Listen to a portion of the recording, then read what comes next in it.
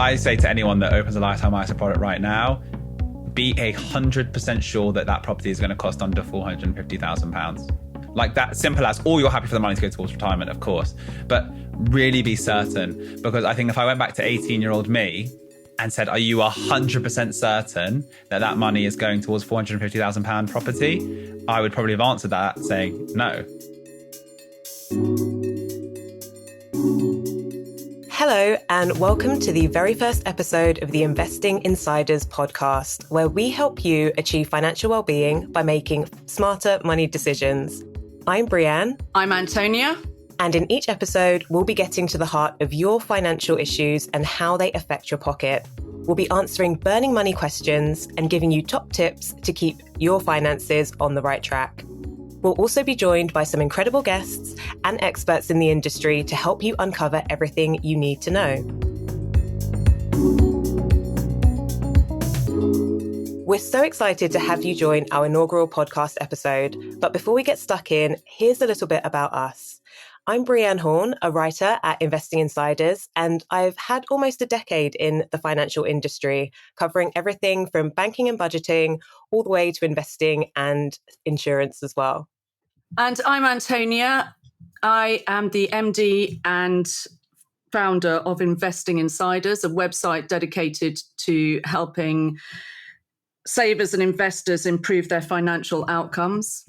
And we decided to create this podcast to have a safe space to help you understand your finances and what affects them, help you make the best decisions with your money, and to keep your finances on the right track and grow your wealth. In today's episode, we're going to be touching on a topic that affects millions of people across the UK. That's right, we're looking into home ownership and whether it's still an attainable goal. Joining us today is the legendary Gabriel Nussbaum, aka That Money Guy. Gabriel is a personal finance educator, TEDx speaker, and founder of Creator Leaders. He's grown his audience to over 1.6 million people across his social media platforms, including TikTok, YouTube, and Instagram. He continues his mission to transform financial education for good, and we're really excited to have him on the show. Gabriel, welcome, and thank you for joining us. Thank you very much for having me on your first episode as well. That is very exciting. What an honor. Super excited. And, we're really happy to get into this topic, which is on a lot of people's minds, I think. So we're looking at home ownership and whether or not it's becoming a distant dream. Looking at the financial landscape at the moment, the average age for the first-time buyer is increasing. Why do you think things have become so challenging? I mean, I would love to kind of go down some kind of deep, dark rabbit hole into what's going on from government policy versus financial education versus state of the economy versus in the UK and globally. I think just on every statistics, we're looking at things getting more and more difficult for younger generations. The average salary in terms of how that's been rising over the past few decades, the average price of a house is a very clear indicator. When you put those two together, that's probably the one that kind of most people reference these days in terms of a multiplier of salary versus average house price. So why is it getting so difficult? I don't think people are getting lazier. I don't think that aspiration is any less than it was, a decade ago or 2 decades ago. I just think every statistic is moving in a direction that makes it more and more impossible. Absolutely. And it's almost, I would say, putting a lot of pressure on people now to really try and crunch the numbers and make things work. In your own experience with home ownership, how have you found the concept in terms of thinking of buying a place? Have you kind of moved into that space right now? Where are you at with it? So I have recently bought my first ever property, which at the age of 28, I know is a really incredible achievement. It came with a lot of hard work. I have been saving intensely for as long as I can remember. I know that I used to put away like half of my birthday presents at the age of like 5 or 6 years old. No. Not towards a house or anything like that. But it was just, I always remember my grandma instilled me with this habit called spend half, save half. So that's just become part of like my nature in a way, which has allowed me to save really intensely and achieve the goal of home ownership at what I am aware is a really young age. I mean, you said about the average age that I think now is mid to late 30s, especially if you're looking at areas like London and the Southeast.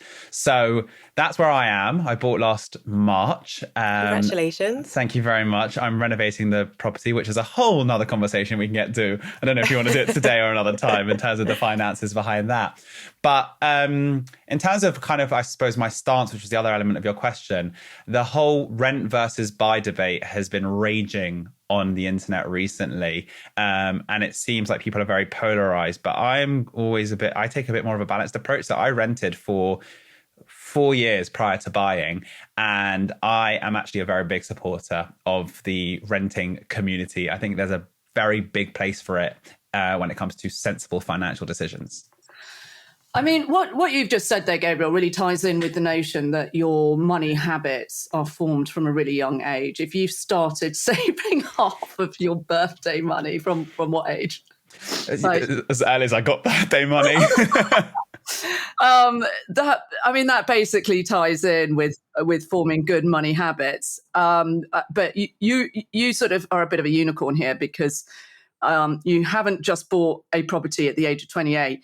You've actually bought a property in London at the age of 28. It's almost an impossible feat for most people. I mean, I think one of the latest statistics that I've said, and this is nationally, this is not just in London, was that 10.4% of renters aged 20 to 44 can afford to buy their first home. So that's a really, really small, and that's across the whole of the UK. So to get in there at 28 in London is a massive achievement. But I imagine it must have come with quite a fair deal of sacrifice. Yeah, absolutely. It came with just having to be very aware of my money from a young age in terms of budgeting, investing. I wouldn't say that, for example, I've had to, sacrifice all of my happiness until the age of 28. I basically done nothing fun with my life in order to achieve this one goal. This was one of many goals that I had financially. And to be honest, it came earlier than I thought. And when I say that, not in terms of buying a property, but definitely in terms of buying a house, I thought definitely I would jump onto the housing ladder with a flat or something like that. But I actually decided to skip that element and go straight for a house, not because of some kind of extreme luck or anything like that. It was just, again, when I was evaluating my position between maybe purchasing something a little bit lower down the property market in terms of a cost perspective versus renting, at that stage, actually renting made a lot more sense to me. And what that allowed me to do was, gain the equity, gain the income, gain the savings that I required to actually, go a bit further ahead and then buy at 28. Yeah, I mean, you and I are both on social and TikTok and Instagram and all of these sort of things. And I think we've both released videos about this rent versus buy thing. And my initial sort of takeaway from it is that I feel like it comes down to more than just a financial decision as well. Because I don't know about you, I released a video with all of the maths on it.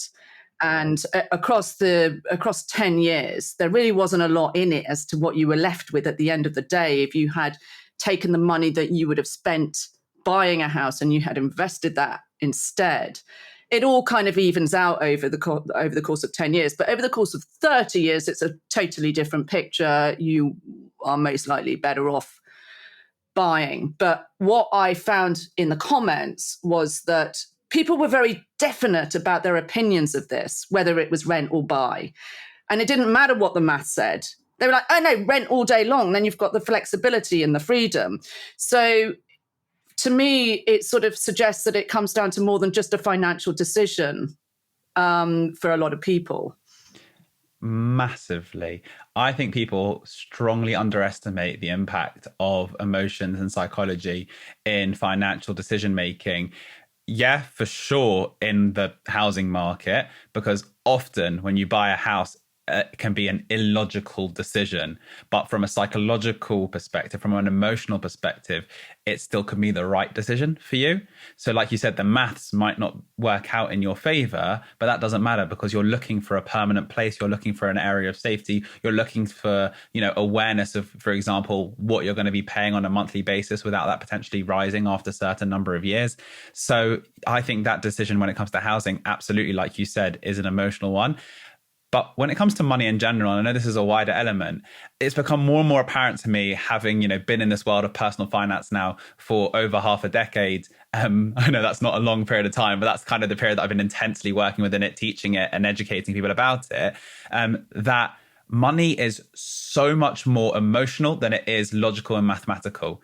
There is so much more to do with your emotions, your psychological elements, than there could be anything to do with any kind of spreadsheet or equation.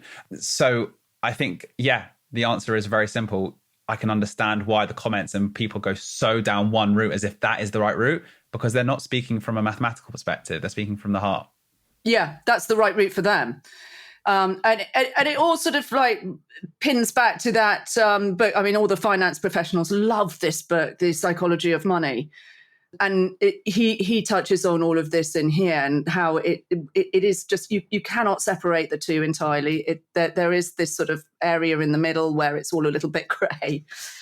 Obviously, you've sort of probably lent on your experience and your knowledge working in finance in order to make that happen. I mean, we probably want to delve a little bit more into how you've managed to make that happen and the steps that you took that other people could possibly implement in order to get to that milestone quicker or at all at this point. Yeah, I mean, if I had to kind of, let's say, give you my top 3 tips as to kind of how to achieve that goal, number 1 is running the numbers. I know I've just given you a little passionate rant about emotions, but the numbers still have to work. You still need to be able to afford it. So when I say run the numbers, what I mean by that is speak to a mortgage advisor. Often they're free, and often they will give you a very clear landscape as, if you want to afford a property costing X much, this is how much you need to be earning, and this is how much you will need to have saved. That is the rule. That is exactly it. And here is what your payments will look like afterwards. Obviously, the landscape can change, interest rates can change, offers can change, but often you can find mortgage advisors for free. They will give you their advice for free. They will do all the maths for you for free. They'll take a look at all your data for free. So it's a really easy way to start that entire process and make it very clear as to whether the answer is yes, you can, or no, you can't, or yes, you can, but it actually will have to cost a little bit lower than the estimates of the properties you're currently looking at. So that would be the first thing that I would say. Number 2 is then I would switch it to the emotional side and actually really look into yourself. So is buying a house actually a financial goal of yours that you are trying to achieve, or is it something you've been told that you have to try and achieve?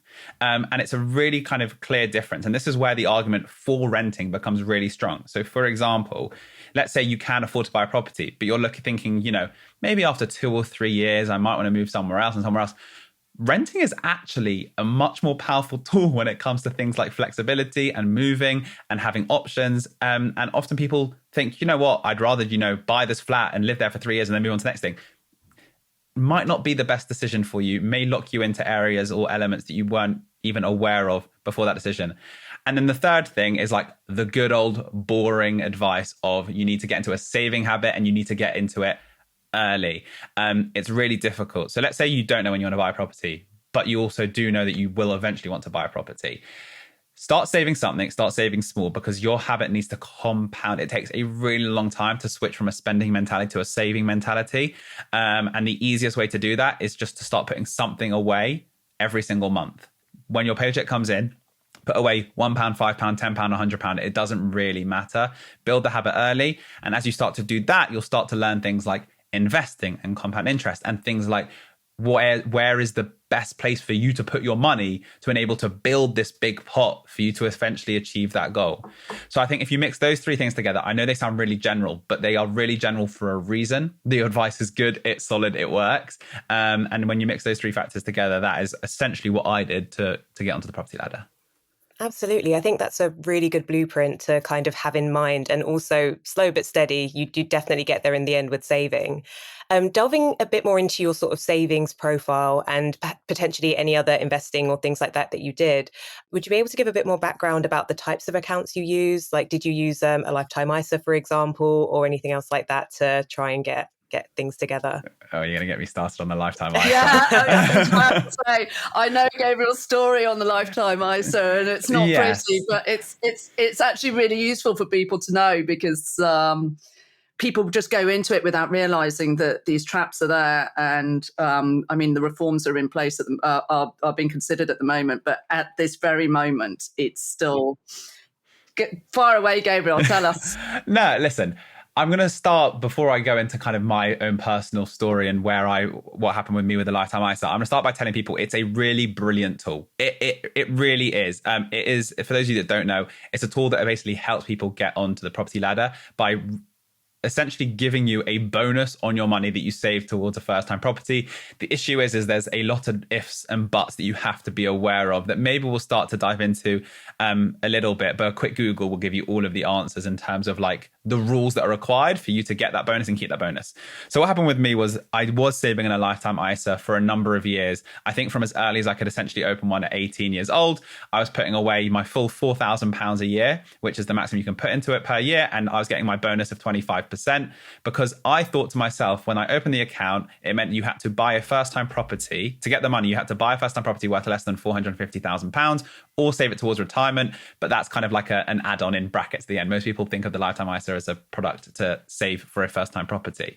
And you've got to imagine that 18-year-old me is thinking there is no way in a million years that I'm buying a property above £450,000. You know how much money that is? I cannot fathom that amount.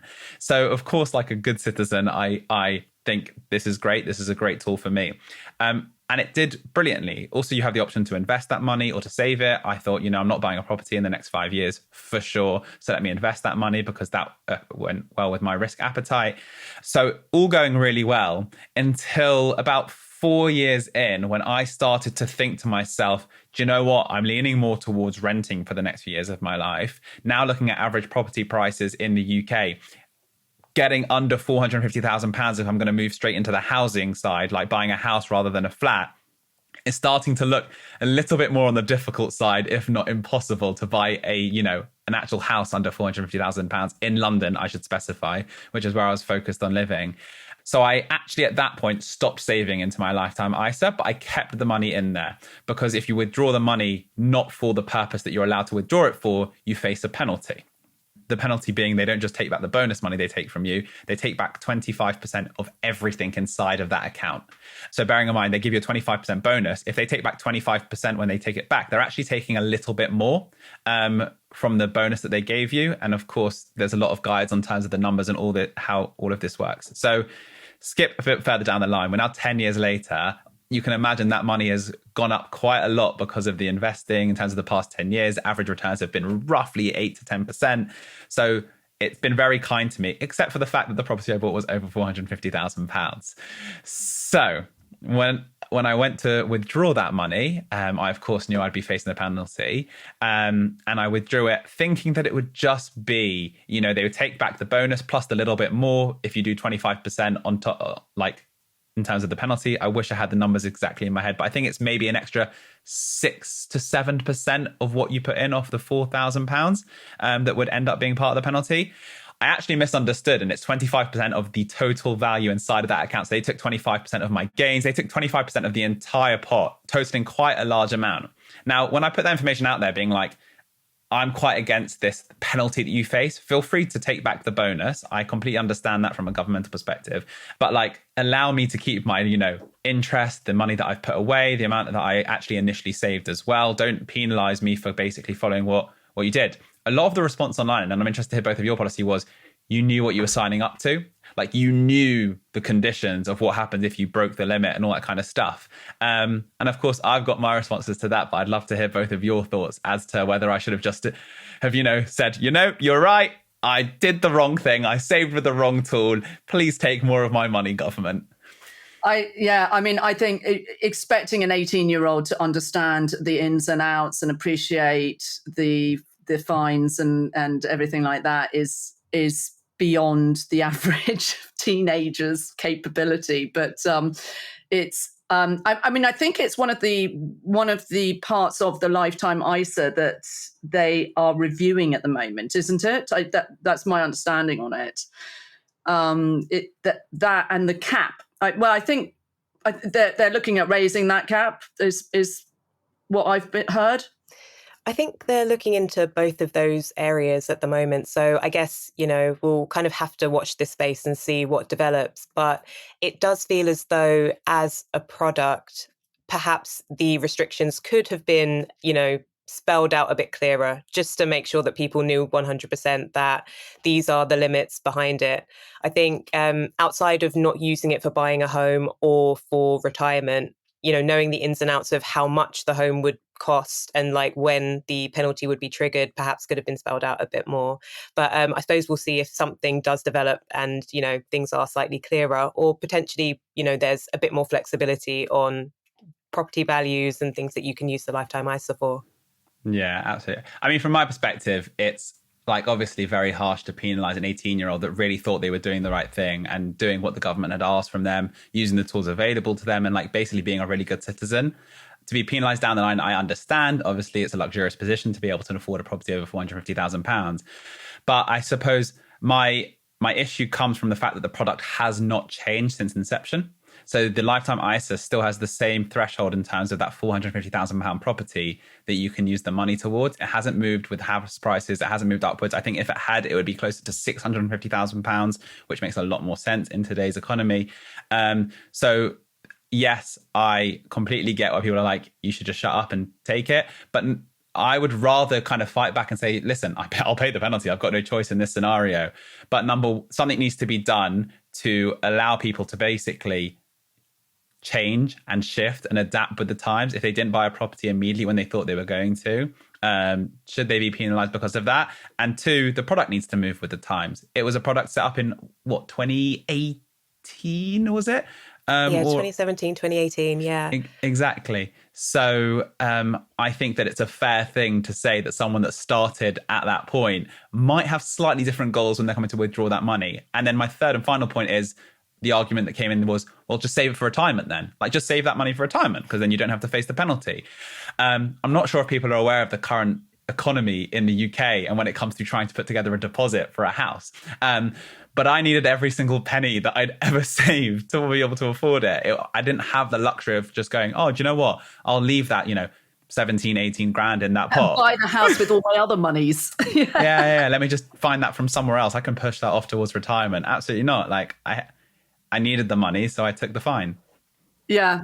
I mean, this is the thing, is that at the age of 18, you either are blissfully unaware of the product, which would have been me, or you're not sort of, at the age of 18, you're not sort of really sure of your time scales. I mean, everyone's life takes a different path and you don't know where you're going to go. And are you going to have to move around with work, or are you going to fall in love with somebody who lives in a different area and therefore you're going to be looking at a different area, or, it's all so up in the air at that point in your life that it's basically a tool that is asking you to quantify where you're going and when that's going to happen. And you just can't do that. No, definitely. There's only so many things you can plan for in life. And like both of you have said, things change so much. So you kind of need a product that's fit for purpose. And like you say, Gabriel, evolves with you during your lifetime as well. When it did come down to looking for a property, I know you mentioned that London was, the place that you wanted to, make sure you found a place. Did you ever consider looking a bit further afield when comparing house prices or anything like that? What kind of went into your thoughts? So for me, area was quite important, but at the same time, it was flexible within the areas I was looking in. So it wasn't like one like specific, 5-minute radius or anything like that. I allowed flexibility to essentially give myself more options on the property ladder. But the truth was, I looked for a really long time. So I was looking to buy a property for a couple of years, which A, was useful because it meant that the amount I could spend 2 years later was actually a little bit more because salaries rose, and that meant that the mortgage I was able to borrow actually increased. And number two, it gave me really good understanding of the market and what house prices were, how they were shifting, what was a good deal versus what wasn't a good deal, really making sure that I knew exactly the property that I wanted to buy, and also giving myself that length of time gave me the opportunity to pounce when an opportunity came on the market, which was essentially what happened with the property I ended up buying. The patience and not the kind of like need to have to buy at an exact point gave me a lot more flexibility. And I know that's a luxury of being chain free, which for those people that don't know just means that you're not selling and buying at the same time. It was my first ever property, so I had the kind of flexibility to move as and when I wanted. I also got very lucky with my landlord, who allowed me to move on to a rolling contract, which basically meant I was paying the same I would have paid if I signed for 12 months. He had no interest in kicking me out, but I could just essentially keep paying rent for as long as I needed to until I was able to move on to the next stage. So yeah, I'm aware that all of these factors allowed me to be in that position, but the best thing that I gave myself was time, because I was area focused. I would advise people, if you are looking to find a slightly cheaper property or more cost effective, location is probably your biggest tool. Unfortunately, areas, if you're looking very specific in an area, you're quite tied into whatever the economy or microeconomy is there. And if you're looking in London, just good luck. The location is so key to this as well. I mean, we did some research on cost of living in the UK and property prices compared to salaries in various local authorities, and the difference is huge. I mean, when I first bought my first property, I was sort of quite flexible in where what could be. And so I chose to buy a house in North Wales because I was like, that's cheap. I'll get more for my money there. And of course, the issue being, and this is one of the issues with properties, is that, we were in a very different position then. We had very young children at nursery. And of course, you then suddenly go, oh, gosh, I've made a mistake because the schools aren't great. Then you have to move again. And then the minute you sell and buy, you're then roped into all of these other considerations, stamp duty, and, it's lawyer fees and everything. It's a really expensive process. So getting it right that first time is actually quite key. You don't just go for the cheapest area. Yeah, like you don't have a crystal ball, of course. Like you said, a lot of these things come with a bit of guesswork. But I think the most important thing with buying property is, can you see yourself there for an extended period of time? Will it kind of match up to all the various elements that you want to achieve, let's say over the next decade of your life? People say that you should live in a house for at least 5 years, but similar to investing. You should invest for at least 5 years is the common thing. But I think the idea is that, like, if you're committing to something, you need to kind of give it time to, allow for the different areas of volatility that might occur. So when I say 5 to 10 years, you've got to be thinking of, would I still be happy here in 10 years, potentially with children, if you're not, if you don't have a partner, with a partner, with the jobs that you're looking to have and the career that you're looking to have, with the transport areas. I know there's a lot of things and you're thinking, it feels like too much of a headache to try and go through all of those elements. But we are probably talking about the single largest purchase that you will ever make in your entire life. These aren't the kind of things that you want to make, decisions you want to make in an afternoon on a coffee where you're like, oh yeah, that property looks great, I'm sure I want to go for it. You're definitely talking about multiple hundreds of thousands of pounds. And if you go back down there to like, what's the next biggest decision you'll probably make in your life financially, we're probably talking about a car. It's like, Yeah. Massive gap there. Tens of thousands versus hundreds of thousands. So please, people, take your time. And I know it's an effort, but go through the effort because you do not want to make the wrong decision.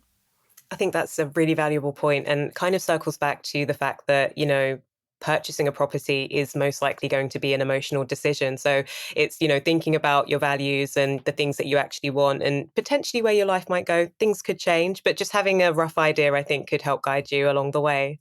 When going through the property process, did you think about sort of interest rates, mortgage rates, and trying to time the market at all? Because obviously we had a, record interest rate spike a couple of years ago, and there was a lot of discourse about whether or not people should kind of wait things out, see if mortgage rates drop. Where did you kind of sit on that?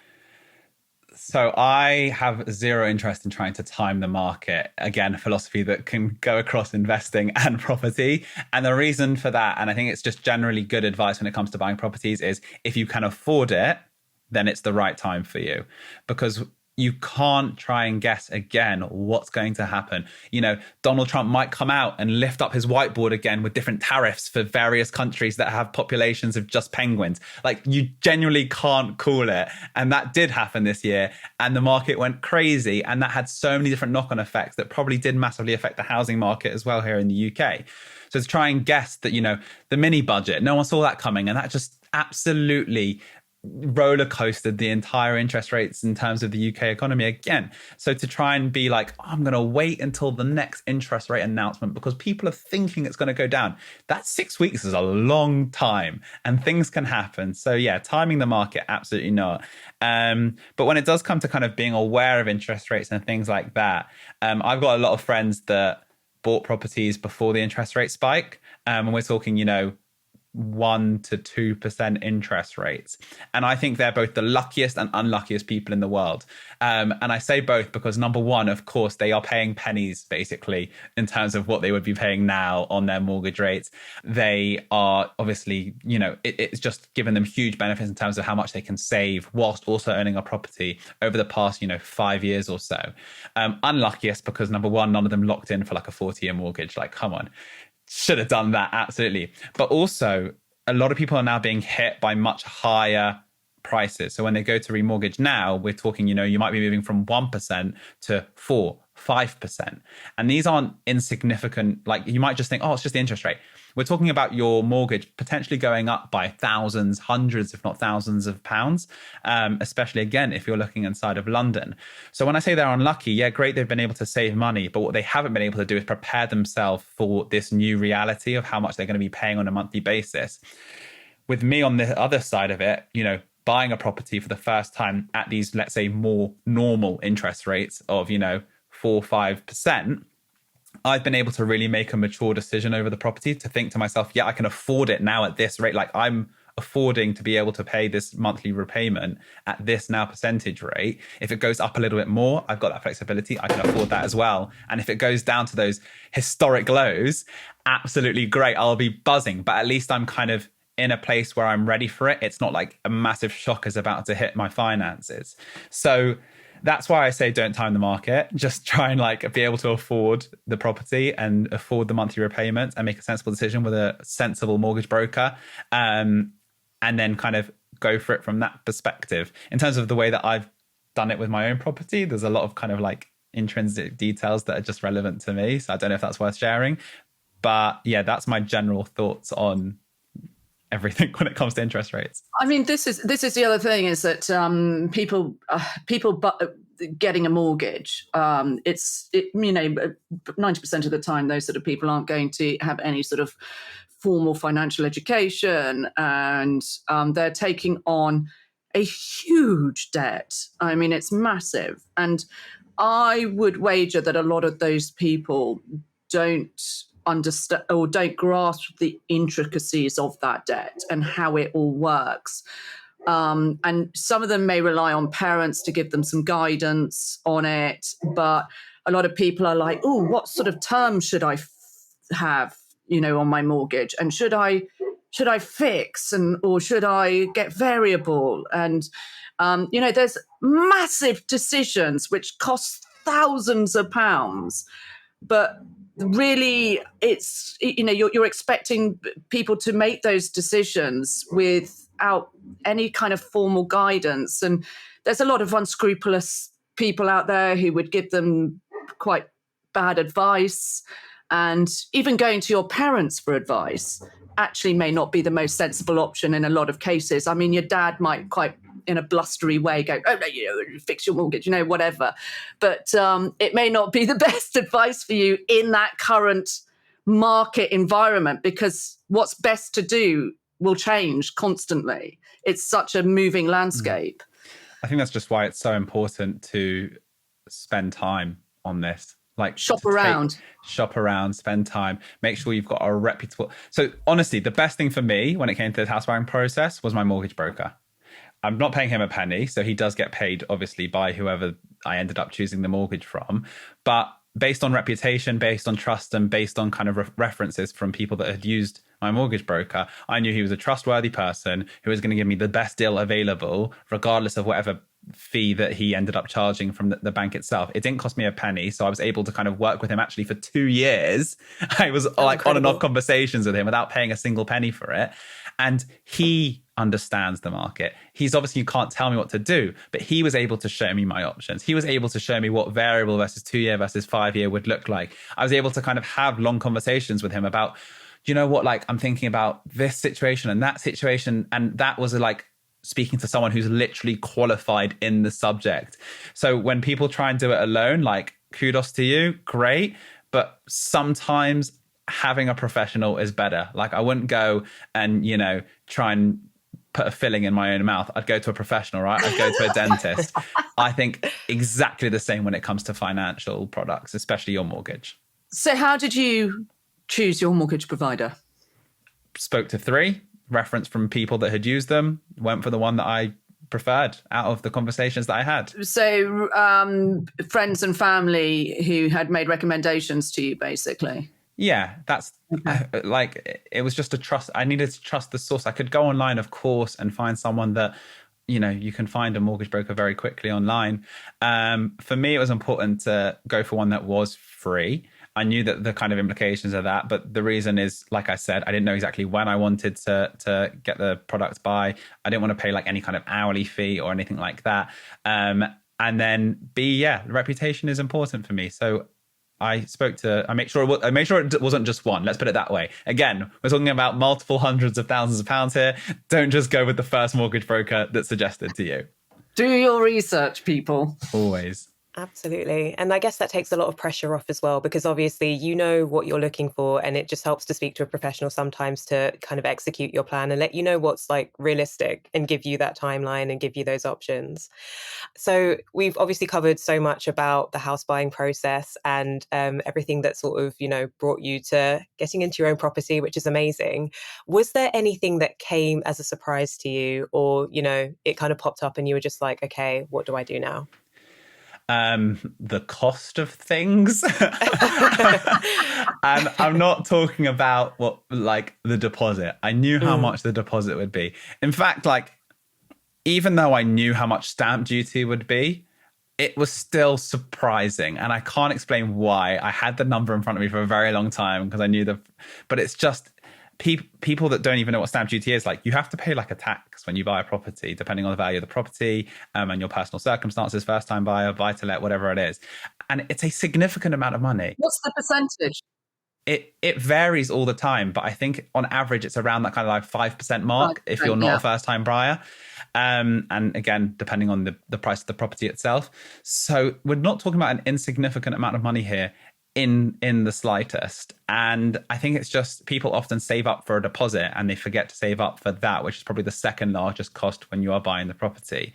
But then I think it's all the little things that you don't consider. So what I mean by that is, number one, our mortgage product had a fee associated with it. So we had to pay to actually get the mortgage product £1,000. Got £500 cash back, but it was £1,000. The survey, because that is vital. When you go and look at a house, it's an imperfect market, meaning the seller knows a lot of things about the house. The buyer knows very little about the house. The estate agent will try and kind of cover the middle ground, but you need to have a surveyor go in there and know what's behind the walls, under the floor, going on that they don't want to tell you about. So that costs, we're talking about a couple of £100 to potentially even thousands of pounds, depending on the level of survey. You've then got kind of various other elements as well, like land registration fees and other kind of associated costs coming with different elements. Legal fees from your lawyer. Exactly. That can be 1,000, 2,000 upwards. For us, it was just over £2,000. And then unexpected costs. So our property was an old property, meaning we needed to have an asbestos survey. That costs money. The survey came back saying you have asbestos, which means you then have to manage or remove the asbestos, which is not a cheap process as well. And these are just like little things which basically scream to anyone doing this, build a kind of contingency emergency fund beyond all the costs that you are already expecting. So if you can add 10, 20% on top of the fees that you should be aware of. So we're talking of being aware of the deposit, being aware of the surveyor, being aware of the lawyer, being aware of the stamp duty, add more on top of it because it will cost more. And then don't get me started on building costs because that's a whole nother world of unexpected costs. Well, no, that's like really valuable to know. I think when it comes to home buying, people do hyperfixate on the deposit because it's such a sizable amount, but there are so many other costs associated with it, like you say. Yeah, it's a percentage of the total cost, and and I don't know if you worked out, Gabriel, what you actually on, say, a £500,000 house. What would those hidden fees be? Do you think? I mean, I would hazard a guess that stamp duty on a £500,000 house with the rate changes is somewhere between £10,000 and £15,000. It's just to give people a guidance. So 10 and 15, and then once you put lawyer survey, all of those sort of costs on top another of 5 that, to 10. Another 5 to 10. You're looking at 25 exactly. £1,000 extra that on top of your probably £50,000 deposit. It could be the reason why a lot of sales fall through as well, because you get to that point and suddenly go, oh, I actually can't afford to get over the line now. So that's it's really important for people to take note of all of those, and it's not always obvious. Yeah, absolutely. And then of course there's the the associated costs with when you own the property, because people think I've got it. I now know my monthly mortgage payment. I know all the bills that are coming out. Great. Firstly, have you really calculated all the bills? We're talking council, energy, gas, electricity, Wi-Fi. I probably named 5. There's probably at least water, internet. I don't even know. There's probably so many that you need to calculate. And then phantom costs, right? Or like hidden costs, whatever, which is people say 1% of your property price per year should be an expected additional cost in terms of maintenance and things that break and go wrong. When the roof breaks and you're renting the property, that's not you to fix it. When the roof breaks and it is your property, you've got to go and fix that straight away.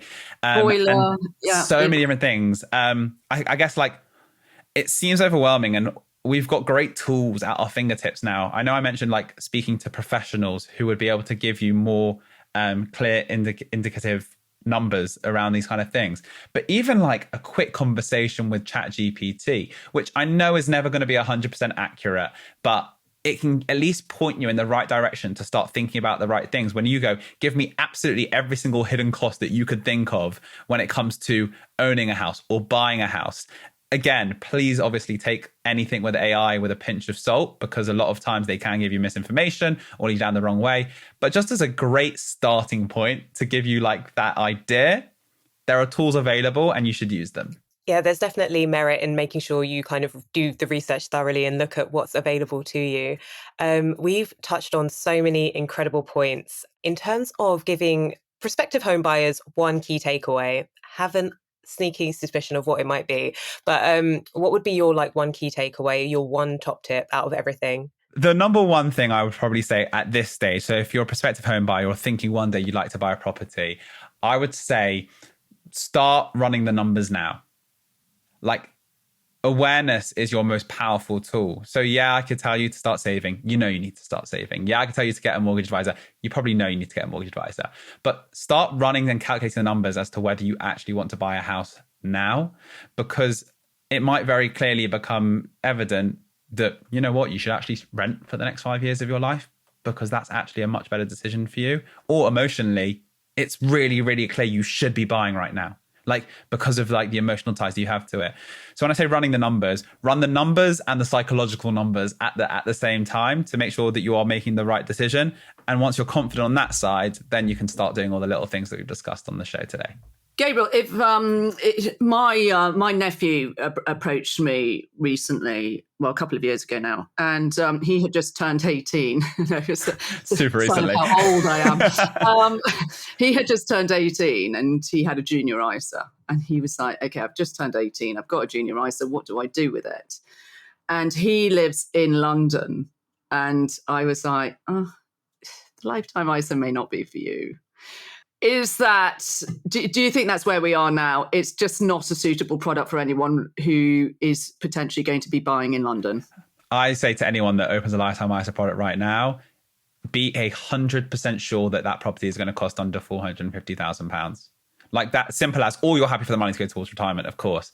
But really be certain, because I think if I went back to 18-year-old me and said, are you 100% certain that that money is going towards £450,000 property? I would probably have answered that saying no. Would you? At 18, you thought your first property was going to be above 450,000. I would have been like, hell yeah, a couple of thousand. Okay. But I'm saying, but I am being like really clear on like 100% sure. So even if it was like 99.1, like, so what a great way to be like, okay, you've got your eye on a property. It's, you know, you've had your lifetime ISA product. It has to be open for more than a year, just as another thing that just to be aware of. And you've got your eye on a property. It's £350,000 in London, and you're really certain you're going to get that one bed flat wherever it is, or something like it. The housing market's probably not going to shoot that property up to £450,000, and you know you want to buy it in a year. That's probably right for you. Go get that extra £1,000 right away in the lifetime ISA.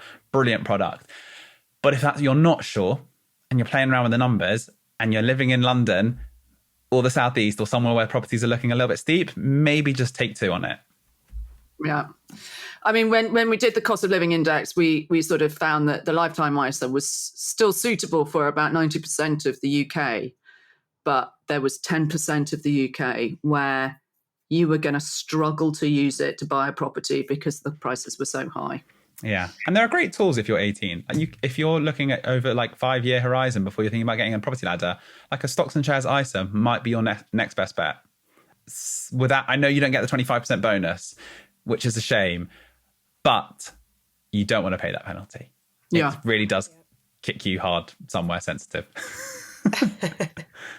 The other thing worth mentioning about the lifetime ISA is that once you've bought it, and you use it to purchase a property, you can carry on feeding into it and use that money for retirement. So I don't know if you've still got yours open, Gabriel. Antonia, I think that's going to have to be episode 2 for the lifetime ISA as a retirement product, and what's better between that or a SIP or a workplace pension. I'm not sure we can dive into that just now. No. Amazing. Now it's time to dig into one of your listener letters. If you've got a money question, you can send it in to us on our socials, on TikTok or Instagram, and we'll be here to answer it on the show. Today, we're going to be hearing from Jewel on TikTok. And Jewel wants to know, can they have more than one ISA at a time? This one is pretty simple, but I think it does kind of tie into the home buying situation, especially if you wanted to open, say, a lifetime ISA, stocks and shares ISA, cash ISA. And the simple answer is yes. You can have more than one ISA at a time. Gabriel, in your situation, did you have multiple ISA accounts, or did you kind of keep it streamlined? I do have multiple ISA types. So the old rules used to be you could kind of open one of each type of ISA per tax year. The new rules are you can actually have multiple of different types of ISAs. So you can now have or pay into 2 different stocks and shares ISAs, for example, at the same time, as long as you are staying overall below the thresholds, which is £20,000 across all. Some of them have lower limits than others. Some are being rumored to have future lower limits than others. Not saying anything, cash ISA. But for now, it's £20,000. I mentioned the lifetime ISA, of course, is £4,000 per tax year. I like the idea of being able to play around with different ISA pots, so you can test and try out different apps, for example, at the same time to see which one suits you best. But now I've kind of moved a little bit down the line. I'm much more streamlined. So I try and have one of each type because I know, for example, what is the best account for me in each situation. The only other thing that maybe might tickle the back of the top 1%'s minds is FSCS protection. And if you're going over, £85,000 in a single account, maybe you just want to open another one on the side so you're protected by both. But some people who are in the top 0.1% are probably in very different bank accounts to me, so they don't think about that problem. I tell you where having multiple accounts open of the same type of ISA does come in handy is when it comes to the cash ISA, because it's quite often the same players who are offering the top rates. If you've got 5 accounts open, you can keep transferring your funds between those 5 accounts in order to get those rates without having to go through the arduous process of opening a new one every single time. So from that perspective, it is quite useful. But yeah, I mean, having multiple accounts open, you do have to be a little bit organized on your finances. Yeah, let's just say that the more accounts you have, the more of a spreadsheet nerd you are going to have to become. Yes. Absolutely. I mean, we love a spreadsheet here at Investing Insiders. So yeah, always good to have variety. Thank you so much for your, your tips and your help today, Gabriel. It's been so interesting hearing about your story, and best of luck with renovating and everything at your new home. Thank you so much for having me. And like I said, absolute honor to have been asked as the first ever guest on the show. Thank you so much for joining our Investing Insiders podcast. If you like the episode, please subscribe and leave us a 5-star review on your platform of choice. For the latest money news and deals, you can sign up to our weekly newsletter at investinginsiders.co.uk/newsletter-page. We've also got a suite of guides, tools, and calculators on our website at investinginsiders.co.uk. You can also keep up to date with us on TikTok, Instagram, and YouTube. Thanks for joining us, and we'll catch you in the next episode.